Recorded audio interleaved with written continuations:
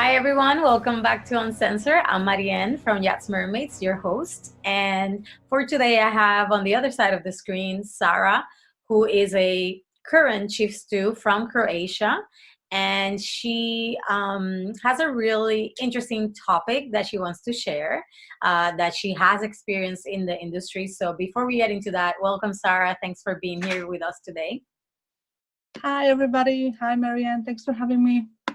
Thank you. Thank you for for showing up and deciding to speak up about something that you're very passionate about in the moment. So, for those who are listening, what Sarah wants to share with us today is the discrimination that she has experienced, that she has seen in the industry when it comes down to country of origin and also language that is the person speaks. So when I say this, what comes up for you, Sarah?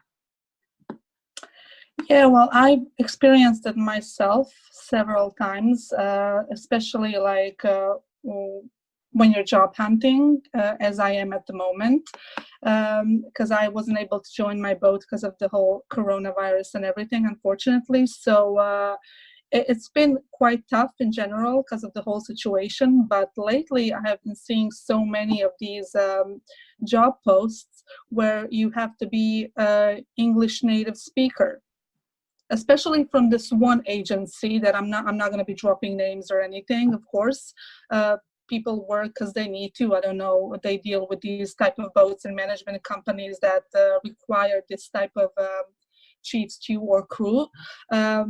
They don't usually, it doesn't usually apply to maybe some junior positions or maybe deck crew, but specifically like chief stew or heads of department, they tend to always lean on that side. Girl has to be from either England or Australia or something like that. It doesn't matter if your English is fluent. Like I think mine is also like written. It's about like where you're born and where your passport is from, I guess. Because as soon as they see my name, my last name, they're not interested in how well I speak or I don't. My CV is immediately going to be pushed on the side because I don't fit the profile, So that, I feel strongly about it because I know I have been affected in many of these job opportunities. And I'm not saying that I'm a great fit for all of these job posts or roles that I have wanted to apply or try to apply for. I'm just saying, like, I don't know why this seems to be such a big deal lately. Maybe these I know sometimes owners have preferences, but I have learned through experience, and I'm in touch with a lot of people also on Instagram. I know a lot of yachties, a lot of girls that have been through the same situation that I have been, and it's like in 80% of the case, the preference of the captain. So from one reason or another, these captains don't want to have crew from, I don't know, Eastern Europe or Latin America or Spanish girls or something like that. Maybe they had some bad experience.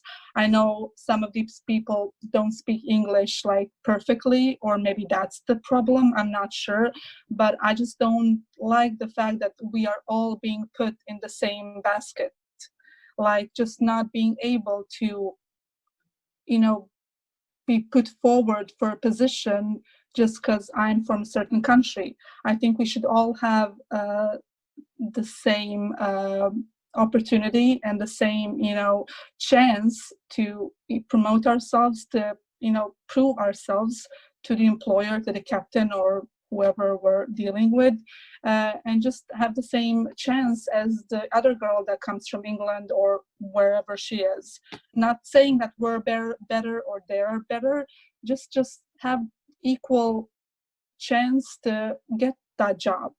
Because we're also, I'm also capable of landing that type of position, maybe, but I'm just not giving the opportunity. I'm just speaking from my point of view, but I know that a lot of girls, I have spoken to a lot of girls that have been in the same situation as I have. So, and I also had an interesting conversation with an agent recently.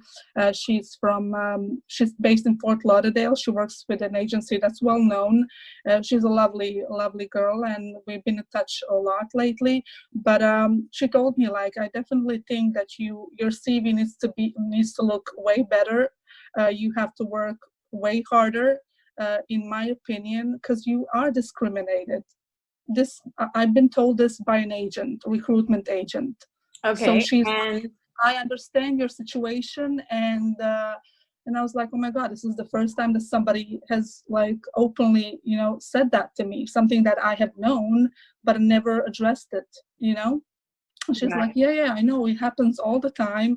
I always have to work as double and prove to the captain or the management company that this girl is right for the position in order for me to put her forward, just because she's like, I don't know, maybe from Brazil, or like you from Croatia or some other country. And I don't think this is a good thing, to be honest, because we're all in this. I know this is like an industry that's kind of like English, English-based people, and I'm okay with that. I don't have anything against anybody, but I'm just like, let's give an opportunity to everybody, to prove themselves and to land a job. So thanks for sharing.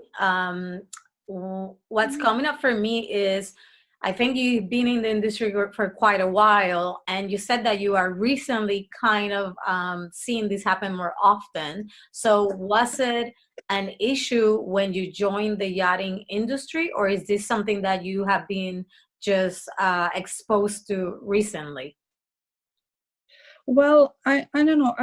I'm sure that this was a problem and an issue, like even before I joined yachting. I'm sure of it. I mean, nobody needs to tell me that, but I guess I haven't really noticed it, or haven't, felt it on my own skin, because I was I was fortunate enough to land my first job through, just knowing the right people, as well as the second job, and I stayed on my second boat for 4 years. So it's when I left that boat and started to deal with agents and recruitment agencies, and just, kind of dived into that whole Facebook world and Instagram world with all these jobs and popping left, right, and center, that I've seen that this is a real thing. Like, people, they are more privileged than I am, for sure, or somebody that's not English, and you know what I mean. That I've seen it many times. I'm in this group with other chief stews. It's a WhatsApp group that my close friend, kind of like, she's the brain behind the whole operation, but I kind of assist her.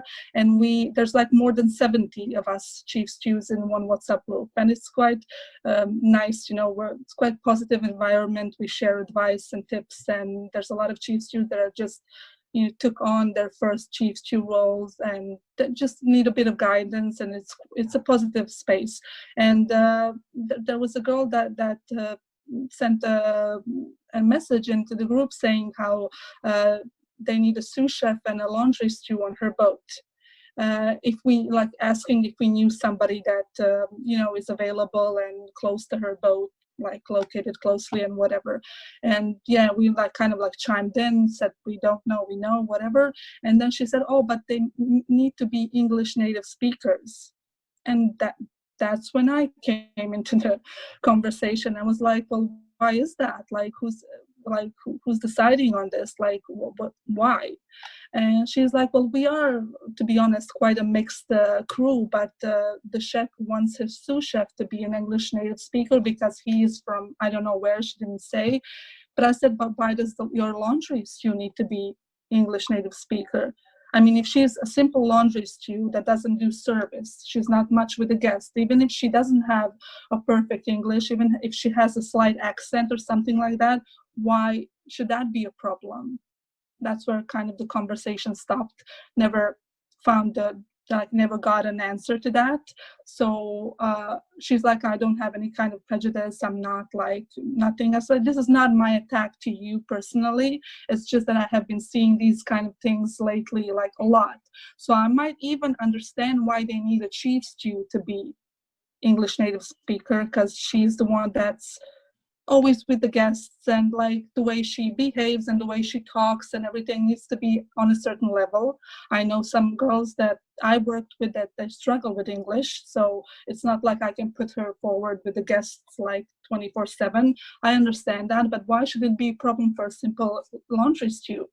So I know a lot of girls out there that are looking for jobs that are not English native speakers, that are more than capable of like fulfilling the role you need, but they're not going to be considered because they're not English native speaker.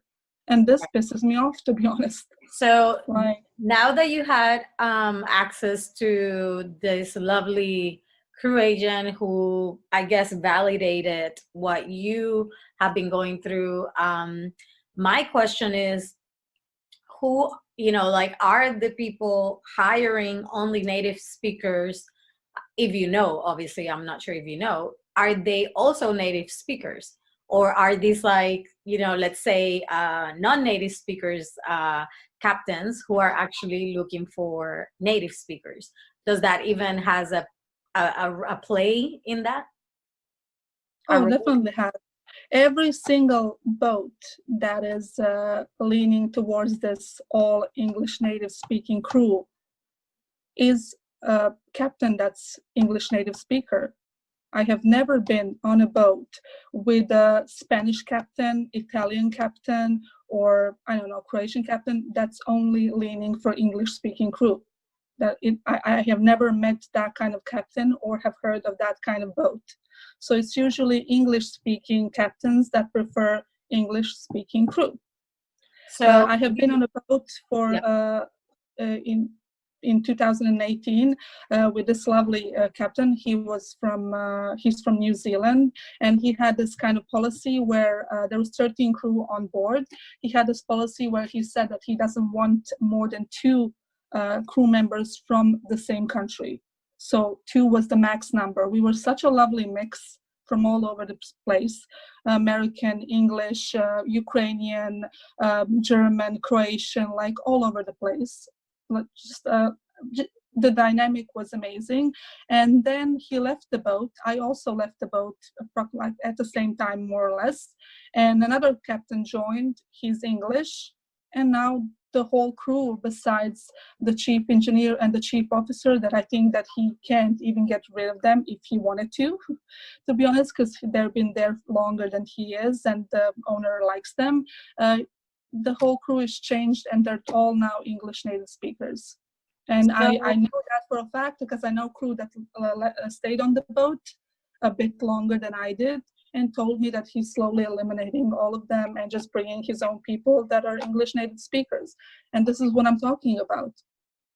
So it's just confusing for me. I don't know if these people had all these bad experiences with other nationalities, or is this like a trend, or I don't know what's going on, to be honest. Well, I mean, my question to you is, because you just talked about the fact that this New Zealand captain had this rule, right, which means this preference of having not more than 2 crew members of the same country. And wouldn't also that be seen as discrimination in the eyes of somebody who really wants to get the job, but because there's already 2 people, I don't know, from England, they're not able to have the opportunity to apply for the job? So, I know. Isn't that the same thing that you're talking about? It was just roughly like that, because when we needed to take a second engineer for the rotation, they took a Ukrainian guy. So we had 3 Ukrainian guys at the end on board, and we took another English deckhand. So we basically had 4 people from England. Although the Scottish guy always said he's Scottish, he didn't kind of like wanted to be called English. I think that's kind of their thing. But it wasn't like, oh, we have 2 English people. If we get a good candidate, we're not going to take him. we did. So this was just roughly to tell you that he never leaned towards one like nationality or lean towards having all English native speaking crew. There's just what I was trying to imply. That's what I always ask when I speak with captains, when I have interviews for a position. I like to ask, like, where's the crew from? Is it like a nice mix? Do you have all South African crew? Is it all English crew? Like, what's the situation? Because if I see you have Italian captains that have all Italian crew. I don't like that either. That doesn't matter. Like Croatian captains, they only have Croatian crew. That's also not good. I'm not going to work on that kind of boat if I can choose. You know what I mean? I think I diversity is what it comes down to preference, because like you said at the beginning, you know, people have, owners have preferences, captain have preferences. So maybe these jobs that you are looking at is simply just that, like a preference that the head of department, in this case, let's call him a captain, has, if even that is the case, because it may be that another head of department, like the chef in that case that you were talking about, that he chose to have an English native speaker to join him as his sous chef. So I just wonder, is it really discrimination, or are we perceiving it as discrimination when it's really just a preference? Because to be honest with you, I am not a native speaker. And I've been in the industry for 14 years. And my first language is Spanish. And I have never, ever come across, you know, this situation in my own experience where I was discriminated because I was a native English speaker. If I was, definitely wasn't something that I knew about. You know, maybe they said, no, that person doesn't fit, and then they didn't call me or something like that. But to be honest, that is something that I wouldn't really know, because it wasn't something that it was like in my face kind of thing. And I also wouldn't probably apply for a job that is asking for native speakers, because I am not a native speaker. So so yeah, because I would see it as a reference, as a preference. So I just kind of want to getting a little bit into your brain, and how is this being processed, and why are you perceiving it as a discrimination versus a preference? Yeah, I also don't apply to those kind of jobs. I see them a lot, but obviously, like, I'm not blind, or I don't want to waste my time or their time applying for a job that's asking for English native speaker when I'm not one. It doesn't matter how my English is good or bad, I'm not going to do it, because it just doesn't make any sense. So we're on the same page on that. Preferences, yeah, people can have preferences. I'm just saying that when I see these things pop up all the time, then is it really a preference? Like, how come all these people have these kind of preferences? I have been on a boat with a captain that didn't allow me to hire a South African junior stewardess, because he doesn't like South Africans. We didn't have South Africans on board. She was lovely. I know her personally. She was so keen on joining the boat. What I was said at the end was that she wasn't good looking enough, according to the owner. He had some kind of, and that's another topic. We're not going to open that can of worms, but that's also one of the issues. So she was perfectly, they can do it, if they want a certain type of a girl working for them, they can do it. They're the owners. I'm not going into that. But I don't think that wasn't the real reason why this girl wasn't hired.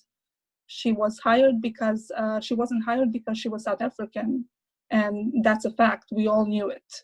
And I couldn't say anything about it. I didn't have a voice, or could I influence his decision? So, because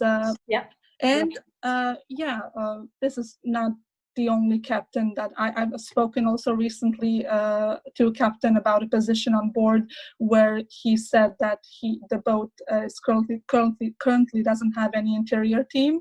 They're looking for a chief stewardess. There's 3 girls in the interior, and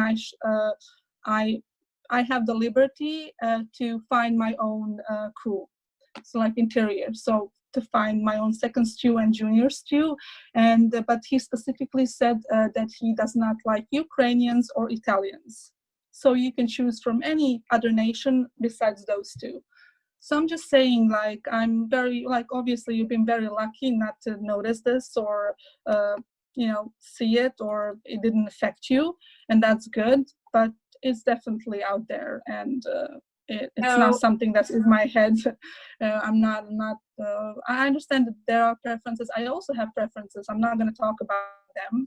I also prefer to work with some people and some people not. I'm not going to put them all in the same basket and be so general, saying that the whole nation is not good just because I had a bad experience with one person. I will give a chance to everybody because we're all different, and there are good and bad people everywhere, in every country, in every nation. It doesn't matter where. But yeah, it's definitely it's out there. It's real. Yeah. So you've been on the other side of the coin, where you have been the one playing the perpetrator, not being able to give the same equal opportunities in that case that you just spoke about to Ukrainians and Italians. So how, and you were talking about that a lot of the times you feel like you don't have a voice or are able to really influence, a certain outcome. And I just want to know, how come do you feel that you don't have a voice and that you can't influence what's actually happening? Well, it's not a feeling, it's a fact. He said she's not going to be hired because she's not good looking enough. And but you're deciding she's not going to get fired because she's not South African. And I'm like, well, why? And he's like, just because the owner wants it, because the management wants it, because the owner's PA wants it. And how are you going to fight that? Are you going to leave the boat? Well, yes, exactly. So that's my question. If you are on a vessel that is not aligned with your values as a human being, because obviously it's not, it's, as you're talking. So how come you are choosing to stay in a place of non-alignment instead of saying, you know what, I do have a voice and I'm not aligned with this, so I'm going to move out and I'm going to find a vessel where I am aligned with my values? Well, yeah, this was in May of last year, and I left the boat in September after the season. So we already had one boat trip, and I'm not the one to heave the anchor in the middle of a storm. I'm not going to leave them stranded or something like that. I know how hard it is to find a crew, a good crew, and I was already familiar with the boat and everything. I did not know the owner's preferences or the captain's preferences before joining. It's not like they tell you, we don't like this kind of nation, or we don't like these kind of girls, or etc. But yeah, I did not stay on the boat. They crossed in September, and I said that I won't be crossing with them because it wasn't a good fit for me, for those reasons and many others, but they're not important now. So I did not stick with that boat, and I don't support that kind of management, let's say, or running the boat or whatever. And that's why it's so difficult to find something good and decent, because you find a lot of these things when you join the boat. Just like they sell themselves pretty nicely, and they're really good at it. They tell you, all these little stories and unicorns and rainbows, and you join the boat and you see that it's really not the way that they, the way they said it. Yeah. So it hits you like a ton of bricks, but it's a reality. But yeah. I agree with you, and I don't like it for sure, because I've experienced it on my skin, and I will definitely not stay with that kind of program for a long time. But I was in the middle of the season, and I also needed to work. It's very hard to find something when things are already started, and it's not seen very well in the CV if you left at that particular moment. I've had that happen as well. So yeah, I decided to stay, but yeah, not for long at the end. Right. No, and yeah, I celebrate you for also, choosing to whether it was based out of fear or whatever, but to also Yeah. value the fact that you made a commitment and you saw it through, which is not the case many times. And Yeah. True. I am not saying obviously stay somewhere where you're completely uncomfortable, Exactly. because if you have to go, you have to go. But sometimes, a lot of the crew just, go out and leave the boats hanging. And in my eyes, that's Exactly. not really that cool. No. So my question to you now is, as a crew member, what do you think we can do to make a change in this whole discrimination that we're facing when it comes down to whether how you speak, what languages you speak or where you're from? Mm-hmm. Yeah. Well, just starting from, myself, like tomorrow when I hopefully join my next boat, if I need to find my interior crew, I will definitely not just employ Croatian girls because I'm Croatian. I'm not definitely just going to employ girls that are English native speakers, because if I have anything to say with it, and I hope I do, because that's also one of the things I'm going to ask before joining the boat. That's one of my questions that now I don't ever miss. I have a list because I want to cover all the ground that I possibly can, so I don't get, any surprises when I join the boat. But yeah, if I can, I'm definitely going to start from myself and always try to have a nice little mix in my interior team. And that's hopefully going to reflect on the rest of the boat as well, hopefully.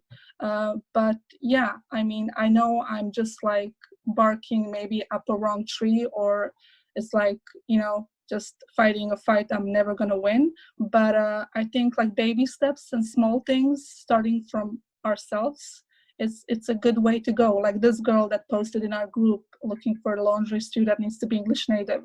So I was like, well, start from yourself. Just hire somebody that maybe isn't and make a bit of a difference. You know what I mean?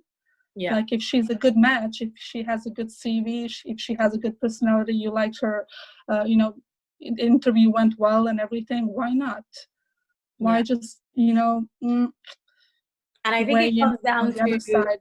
as each individual really getting out of their own little stories that we tell ourselves. And maybe you had a not so great experience with a certain nationality, but to allow yourself to explore that nationality again with new eyes, and not just by the judgment that you set, because of that past Exactly. experience. That's really, I think that's key as individuals, and especially head of departments that are the ones with the access to recruiting, right, new employees. Exactly. And I want to celebrate you and honor the fact that you are, willing to be that I definitely am. change, starting with yourself, and also inspiring others to do the same. So yeah, so I I think this, obviously this is something that does happen. I'm not saying that it doesn't happen. I definitely haven't really experienced it as a non-native English speaker. But I also wonder, is it because I just wonder, like, is it because people are looking for that, like in the sense of, like they say, where you focus, where you focus, your attentions go, right? The energy flows there. So if you're focusing on these jobs that are, discriminating, right? Because this is also a perception, it's not the reality.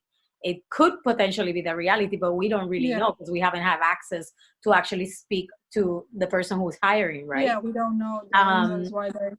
I wonder if, like for a fact that you are very passionate about this, and all of a sudden you're like, wow, this is happening, and you're focusing so much in it that that's probably why you're seeing more of it. Or do you think that because like before you weren't focused on it, so you didn't really see it? Yeah, but because like before, like 5 years in a row, I wasn't even basically looking for a job, because I was like mostly on one boat or got a job through somebody else, like acquaintance or something. It was going that way. I was never like browsing through these agencies and job ads and stuff like that. It's lately that I have been, because you go on bigger boats and the process of hiring and everything it's a bit different. Right. The criteria goes up and the whole thing takes more time, and it's different. So yeah, I think, yeah, maybe you are right. Maybe I am focusing more than I should, but yeah. Because in But my career, I always see I don't know. jobs. Maybe it's because the range of the boat that I am looking for, what I am looking for at the moment, I Mhm, just keep seeing that same thing. mhm. I don't know. I'm not saying that there are not boats that are taking other, no. There's so many boats out there. We can all get a job. There's place for everybody. Uh, I'm just saying that I know for a fact that I have been, let's say, like, quote, like, damaged a few times because of these criteria. For whatever reason these people have them, be preferences or bad experiences or whatever, I don't know. I'm not getting into that. I don't know what's behind and who is behind every job post. So But I do have a yeah. question that's coming up, if I may, because I Mhm. have seen, since I always been in the industry, I have seen that there's preferences for, especially in the Med, only French speakers or non-Russian speakers or only Russian Uh-huh. speakers. And, if Uh-huh. we don't speak those languages, we don't really, we don't really get triggered, right? Because it's like, oh, well, I Mhm. wouldn't apply for that anyway, right? So it's not like a big deal. So I wonder, how, or do you perceive that also as discrimination? Yeah, I mean, there are, yeah, I mean, not much.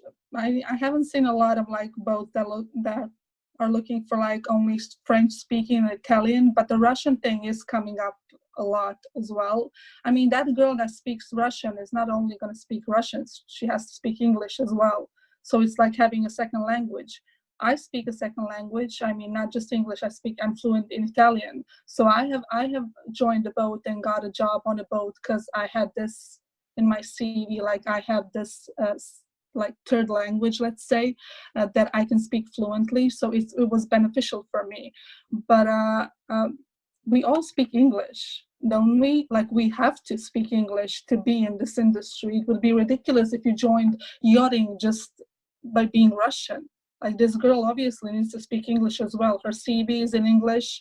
Her management company, somebody's going to be in English speaking. It's not just the owner that she needs to deal with from day Yes, to but day my basis. question behind the question, I guess, is when you see a post that says, only Russian speakers or only French speakers or whatever, just a language that you don't speak, do you Yeah. feel that you are being discriminated for that job because you're not going to be able to apply, or do you just simply don't really pay attention to it and just, it's not a trigger for you No, because yeah, it probably is not a trigger. I mean, I do acknowledge it. I don't think I'm being discriminated. I think that I'm just like, oh, I'm not fortunate enough to be speaking French, or I'm not fortunate enough to be speaking, Russian.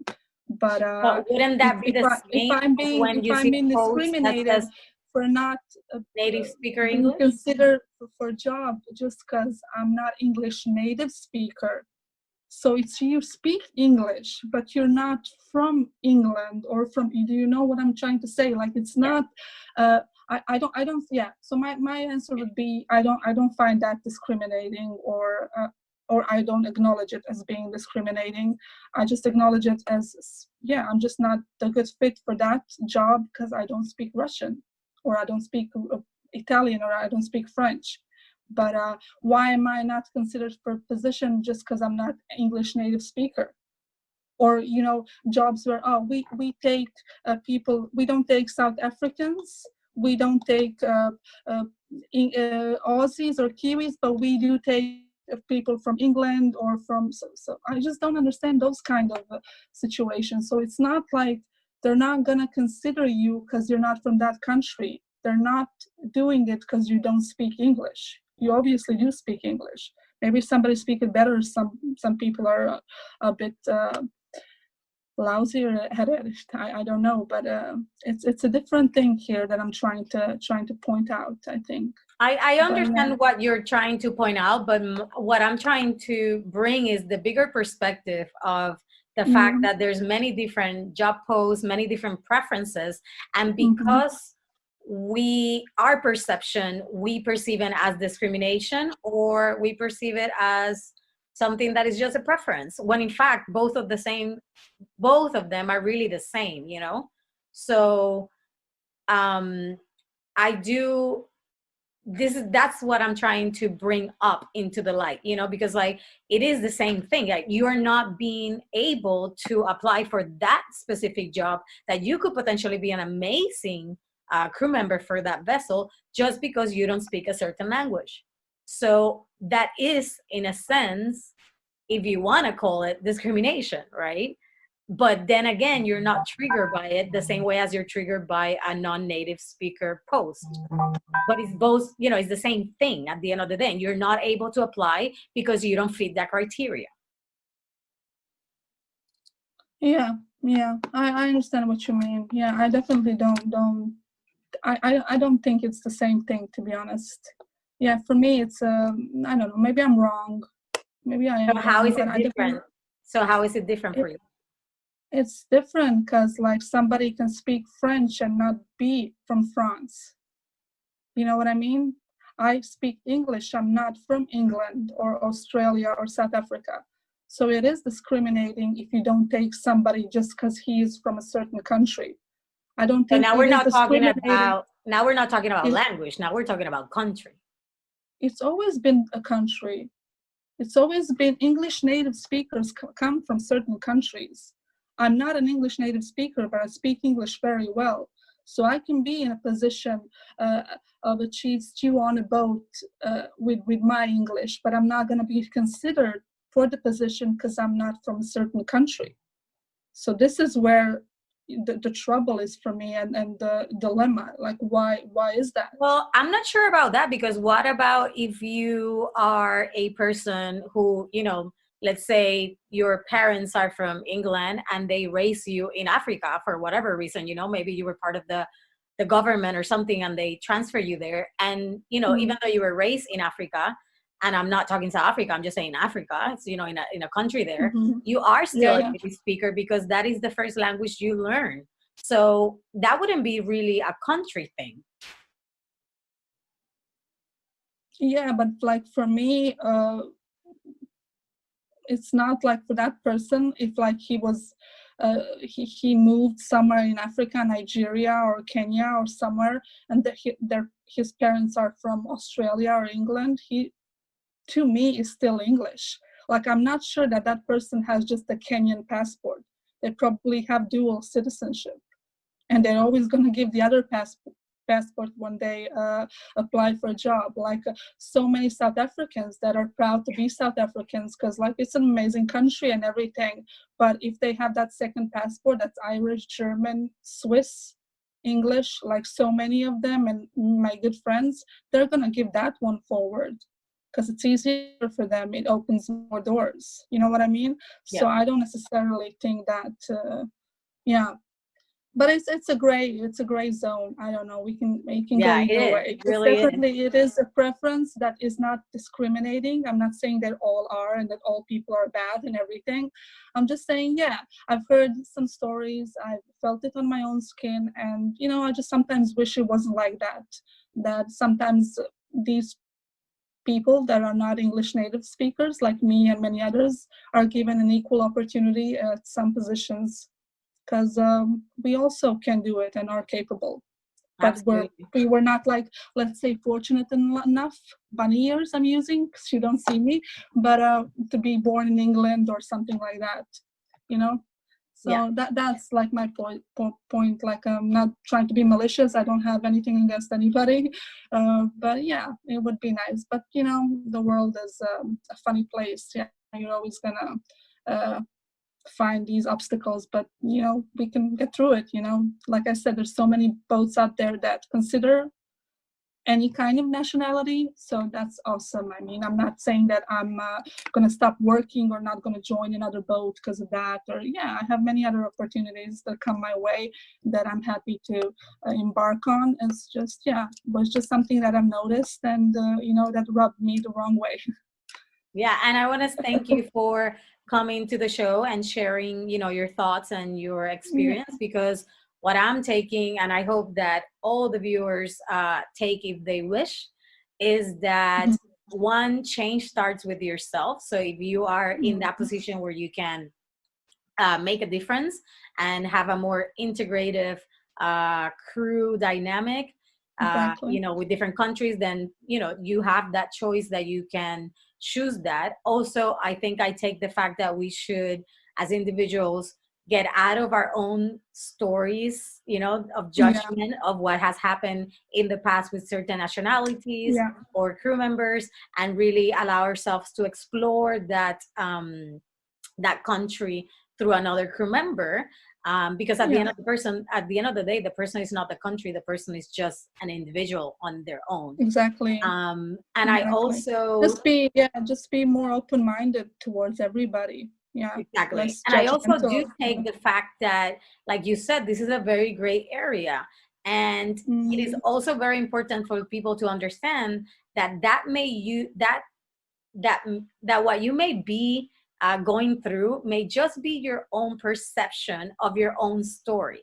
It may not literally be discrimination. It could be just a simple preference for whatever reason, And if you really want to know, I think the one thing that was really important that you said was you need to ask the right questions. When we go into interviews, for sure, we listen to the story that they want to say, but we don't really ask the important questions that are important to you. So in this case, this will be an important question that now from experience, you're gonna ask.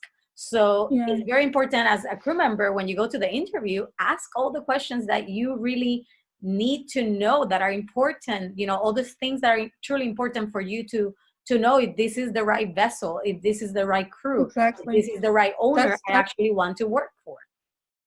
I totally agree. Like that's what I tell to all of the stewardesses also who apply, and then I end up interviewing. Like if you seem very lethargic, if you don't ask me anything, if you're very oh, I'm happy with anything, it's good, it doesn't make me attracted to you. Like I want you to ask me stuff. And I think the captains are the same. Like if you're just there sitting like a duck, just not non-responsive, everything's great for you, that's just something fishy there. So ask as many questions as you can.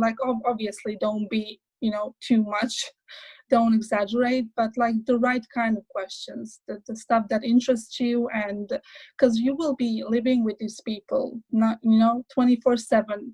It's hard work, long hours, it's stressful, and you just need to find something that you feel comfortable in, environment that you can thrive in and not be suffocated by anything. Absolutely. Or need to leave the next day, you know what I mean? Yeah. So yeah. And by the way, guys, I'm glad that this is coming up, because I recently made a whole video about this, of what to ask on an interview. And I made a PDF about it. So you can go to yachtsmermaid.com and sign up and download it for free. It is meant for chief stews, but most of the questions are related to any crew member. It doesn't matter in what area of the vessel you're applying for. So this is a really good guideline just to get your creative juices kicking in, and then you can obviously edit it to your own needs, but at least you have a guideline. So Zara, or Sara, I don't know, because this is the Z. Is there anything else that's coming up for you that you want to share before we wrap it up? No, this is basically what I wanted to talk to you about, and yeah, I'm just happy that you're very you kind of challenge me to even say more and kind of question some things and make me think, which is amazing. That means that you're a good interviewer.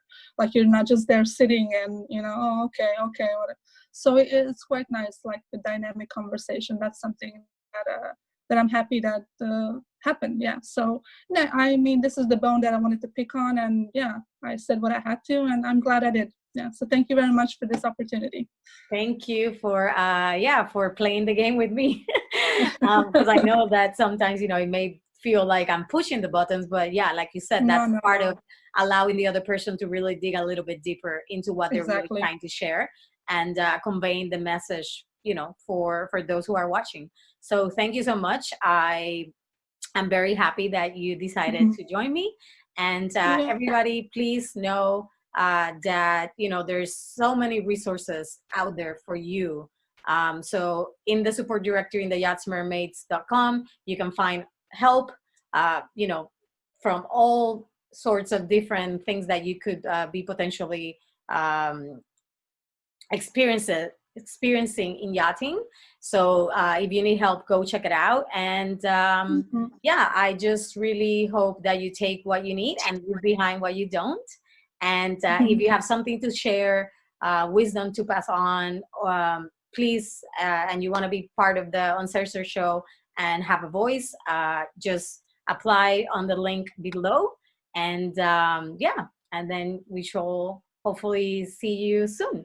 So thank you, Sarah, again. And that's a wrap. Thank you. Bye, Bye. guys. Until next time.